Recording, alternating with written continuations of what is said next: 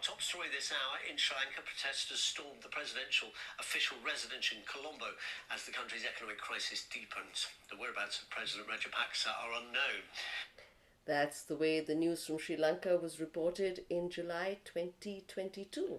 The presidential palace in Colombo overrun by ordinary people. Yep. Welcome to This Week Those Books, your rundown on books new and old that resonate with the week's big news story. I'm Rashmi Roshan-Lal. And I'm Michael Macy. As always, 15 months into this news literacy venture, we are grateful to our community of more than 10,000 subscribers in 114 countries. Thank you for allowing us into your inbox. This week's big story is Sri Lanka's presidential election. Yes, September 21st, 2024. It's Sri Lanka's first election since going bankrupt 2 years ago. And since those massive street protests that forced its president and prime minister to flee the country. Our focus is life after death. We're asking, does this presidential poll signal the rebirth of Sri Lanka? Very appropriate for a majority Buddhist country. There's a second question, too. Is Sri Lanka doomed to be a template, like Kenya, Argentina, Pakistan, Tunisia, and Angola, all of which are struggling with out-of-control debt and the resulting domestic turmoil? Well, many Sri Lankans do remain rather gloomy about the economic and political outlook. They say the key demand of the 2022 struggle for transformative change is still unmet. And in 2 years, they don't feel that much has gotten done. Well, Sri Lanka has negotiated a new debt restructuring deal with the International Monetary Fund, but poverty remains a huge reality in that country.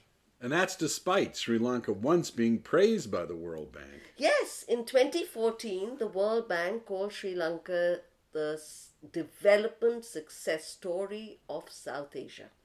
And in 2019, Sri Lanka was in the World Bank category of middle-income countries, and now it's come to this. Well, so let's look at the reading pile. Yes, we have 3 great reads, and these books do address what went wrong in Sri Lanka, and crucially, when it started to go wrong. Our first book is Crisis in Sri Lanka and the World. It's by academic Asoka Bandarage. I suppose we can best describe it as a rather stern account of how the global system failed Sri Lanka. Yes, a stern account, but it's passionate too. Professor Bandarage makes her case rather well, I'd say. On to the second book. One of my favorites, The 7 Moons of Mali Almeida by Shehan Karunatilak. What should we know about it? There's so much to say about this novel. First, it won the Booker Prize in 2022. Ah, so it's that good. It is. Second, and this goes back to our theme of rebirth, it's about life after death in Sri Lanka. Intriguing. So is our bonus pick.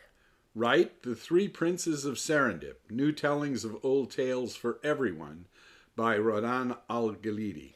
Fables from long ago, lovingly retold. And why is this relevant to Sri Lanka? Well, let's just say the clue is in the name. Serendip? I'll say no more.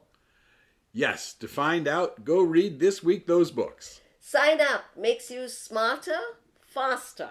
Thanks for listening. We'll be back next week. Bye.